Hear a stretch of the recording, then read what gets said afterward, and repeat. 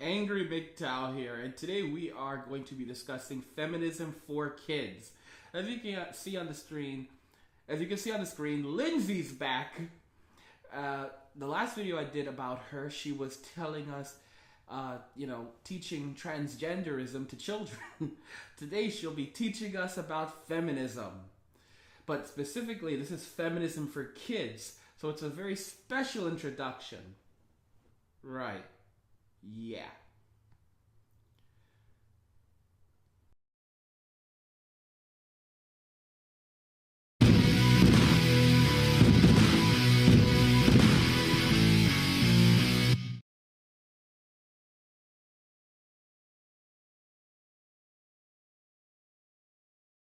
So we'll just go ahead and jump into the video. The hell? I have a touchscreen monitor now, so I touched the screen and I ended up moving my logo around. Go figure.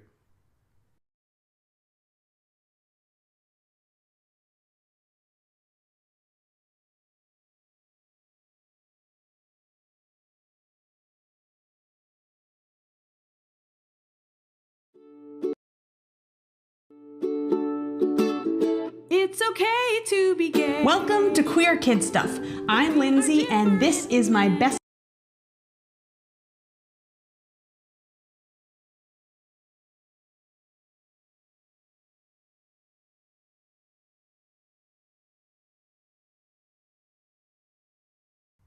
So bear with me a moment. I'm just trying to get this damn thing to work. And I realized that now that I didn't even have the microphone close by, so you should be able to hear me a bit better now. Give me a moment while I reload the video. You can see my computer doesn't even want to play it. My computer is sending a message right now we don't like this video. My computer is oh shit. My computer is rejecting feminism. Microsoft is rejecting feminism. Okay. Let's see. Let's try again. Shall we? Pretty please. Okay. So there we go. Let's go ahead and load the video. It's okay to be gay. Welcome to Queer Kid Stuff. I'm Lindsay, and this is my best friend Teddy, and today we're talking about feminism. Or somewhere in between. We all are part of one big family. Gay means happy. Queer kid stuff. You are enough here at Queer Kid Stuff. Lindsay? Yes, Teddy? Why are you dressed up like that? I'm dressed like Rosie the Riveter because we're talking about feminism. Who's that? Well, Rosie isn't a specific person. She's a symbol or an icon, something that represents a bigger idea. Rosie represents feminism. Okay, so what's feminism? I'm glad you asked. Do you remember when we talked about gender? Of course. Here we go again. This is starting off pretty much along the lines of there are some people who are more discriminated than others. We're all equal, but two legs, how do I put it? Two legs, how is it? Four legs good, two legs better. Of course. Well, here's the truth. Sometimes things are unfair. One of the biggest things that's unfair is that people are treated different than others. Because of their gender, girls are not always treated the same as boys. She's absolutely right about this. I will admit to that. Sometimes they're actually treated better.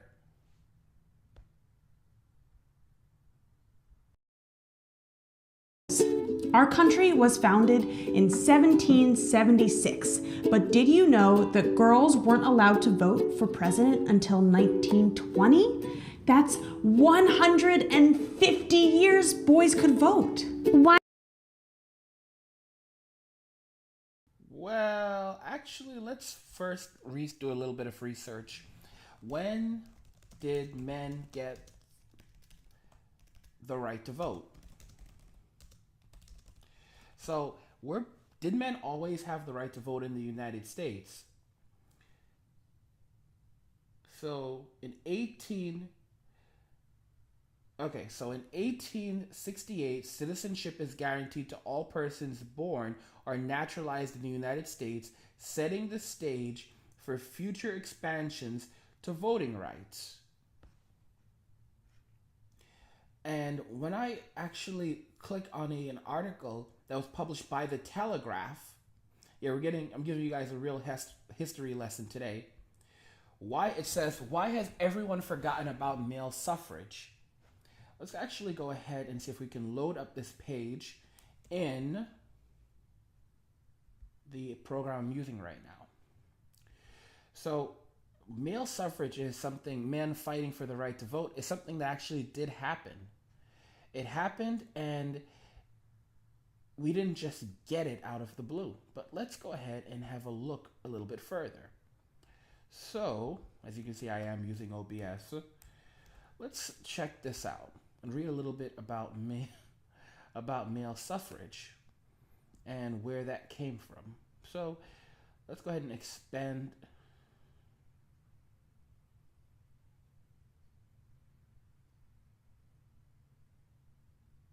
Let's go ahead and expand that a little bit, shall we?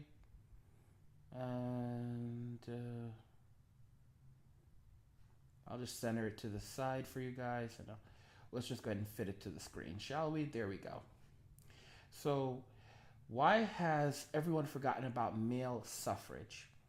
Why has everyone forgotten about male suffrage? While the story of female suffrage is taught at school at a young age, few people today know the long, gruesome history of how men won the right to vote, says Neil Leeson. So, wait a minute. Men did not always have the right to vote? Tell me more. So, continuing on in the same article, and I'll just get rid of this right now. Continuing on, it says, while arguing the case of these pages for a minister for men, Tim Samuels apologized for trespassing on feminists' most hallowed ground and said, "We men must not have the right and tooth and nail for our votes." No doubt, everybody would go along with that. Everybody in this country, so this is actually talking about the UK, is taught from infancy that the suffragettes had to wrest votes for women from a brutal male establishment that was protecting the monopoly exercised by men. My daughters learned the lesson at primary school before they had even been introduced to cardinal beliefs of the world's leading religions. As it is so often the case with the feminist catechism, however, everybody, including Mr. Samuels, is looking at history with one eye. As a matter of fact, men did have to fight before all men could get the vote. And men's fights was not conducted in debating halls, demonstrations, and salons, nor even the relatively safety of the prison cell. Before all British men were allowed to vote, poor young men had to be wounded in millions and to die in hundreds of thousands in a war from which all women were exempted solely by reason of their gender. Mr. Samuels was writing almost exactly on the 99th anniversary of the Military Service Act, under which every British man 18 through 41 was subject to conscription for the First World War. The actual wording of the act was that every man of age was deemed to have enlisted. Without any voice in the matter, therefore, every adult male was from this moment subject to military law.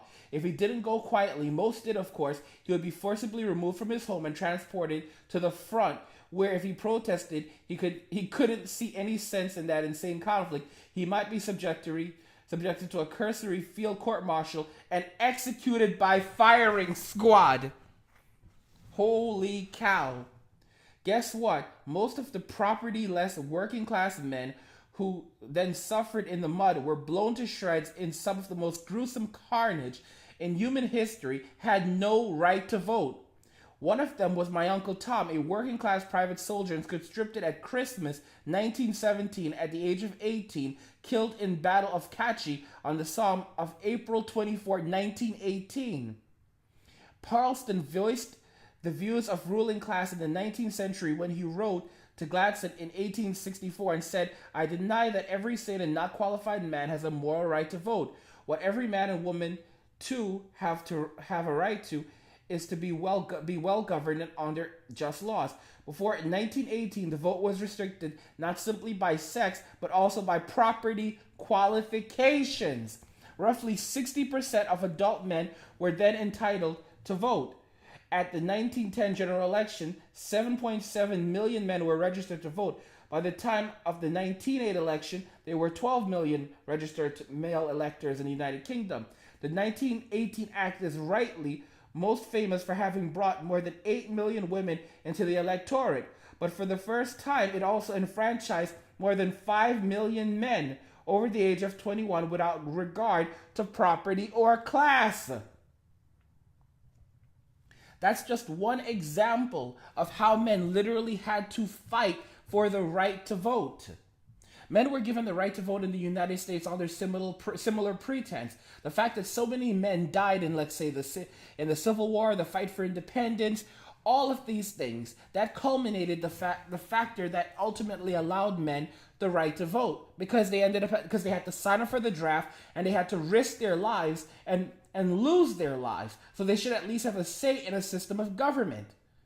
Do you see how dishonest feminists are? Do you see how dishonest women are? If you want to go to American history and talk about the suffragettes, many of these women lined off jail cells. They were thrown in jail because they were protesting openly, demanding the right to vote. Demanding the right to vote, when in reality, men had literally had to die on battlefields to get that right. It is a sad and sickening fact, but it is something that has happened, that has been culminating for quite some time.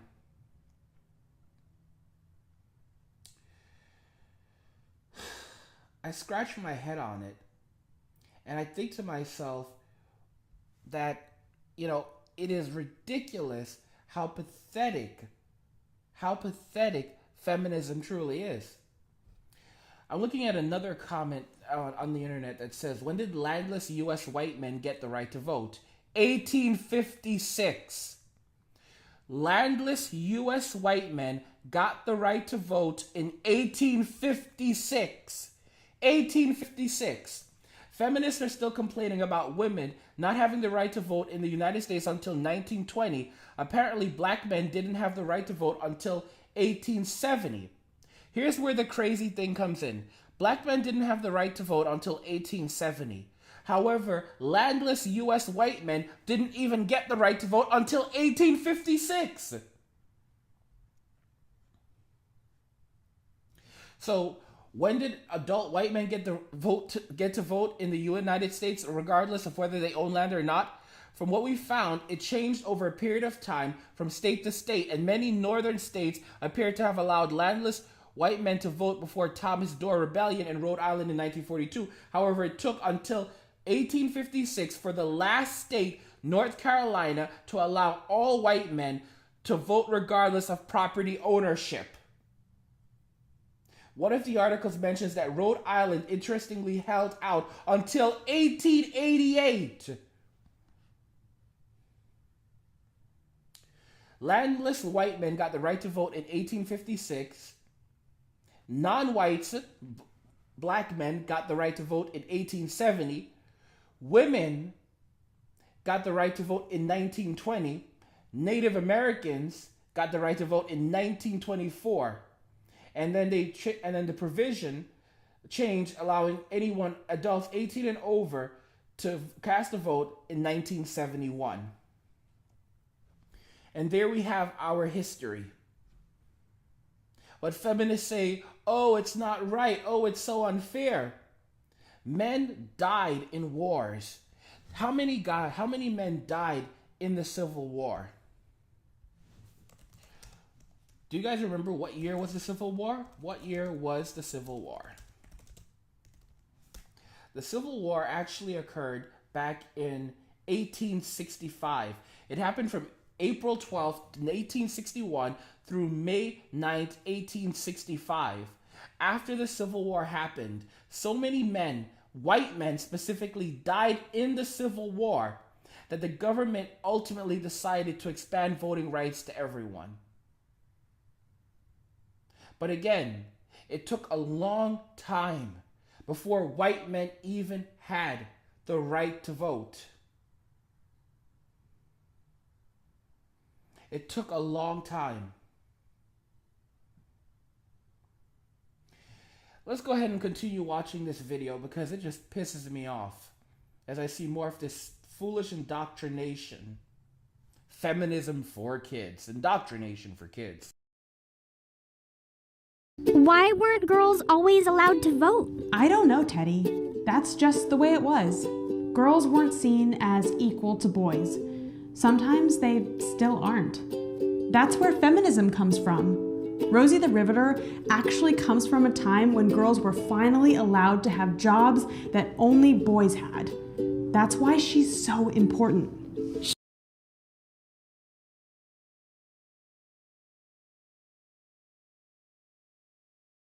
So she refers to Rosie the Riveter, and Rosie, she's talking about the picture behind her of the woman wearing the headband and wearing the bandana and making a muscle. In reality, Rosie had absolutely nothing to do with feminism. The story behind Rosie is that when the men went off to fight in the wars, they needed women to pick up the slack. And a cartoonist created the poster to encourage women to go out and actually to do the jobs, work, and survive while men were away fighting and dying in war. It had absolutely nothing to do with feminism. It had nothing to do with a woman's equality. But it's continuously used today as a feminist propaganda tool. Go figure. She sounds really cool. She is, and we are still trying to make sure girls are treated the same as boys today. Girls still aren't paid as much as boys for the same job. Wow, that seems sort of unfair. Yes, it is. And that's why we need feminism and feminists.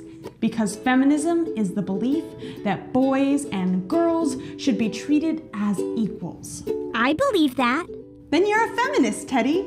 That makes me so excited. Now, what do I have to do as a feminist? So boys and girls should be treated equally. But in reality, women don't want equality, they want equity. All you have to do is treat boys and girls fairly and equally. It's really that simple. I can definitely do that. Awesome. So now we want to know how you're a feminist. Let us know in the comments below. Thank you so much for watching. Don't forget to subscribe to the channel for new videos every Wednesday. If you want to learn more about feminism, you can always ask a grown-up, and they can download our activity sheet in the link below. And I wanted to give a big shout out to my patrons over at Patreon who support us every month, and it really helps to get more Queer Kid Stuff videos out there. All right, that's it from me and Teddy. See you later on Queer Kid Stuff.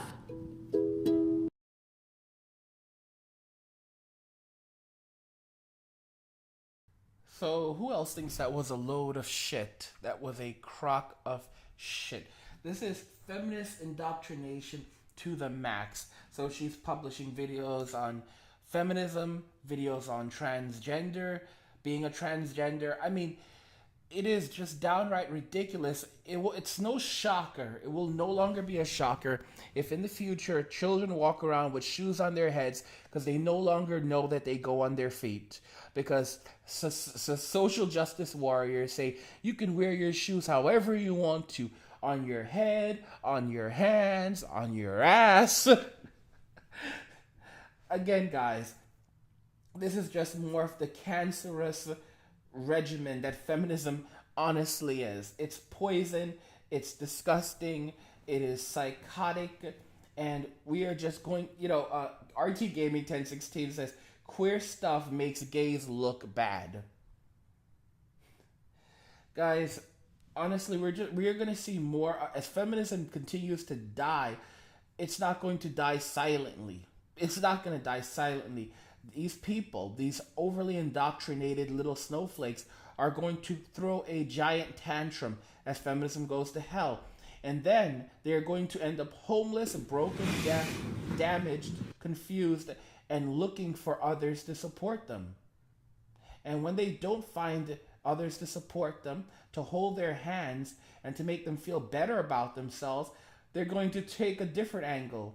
They're going to start looking to society to turn around and do something about the fact that they feel like crap and they're not able to be productive in society and find jobs and form meaningful relationships. Yeah, that's where we're headed. Let me know if you agree that feminism for kids is just a load of horseshit. And it's things like this that are just destroying the minds of young children and creating more division in society.